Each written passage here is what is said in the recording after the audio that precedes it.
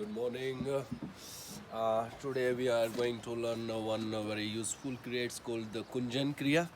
In Kunjal Kriya, like we need like little warm water and 1 spoon of salt. So we can use this for clean our stomach from inside.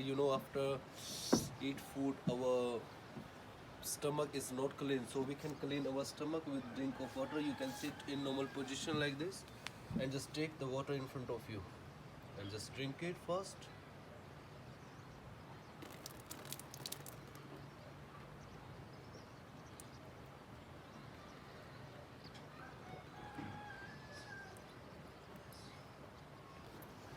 3 to 4 times you can just drink this water. See mountain.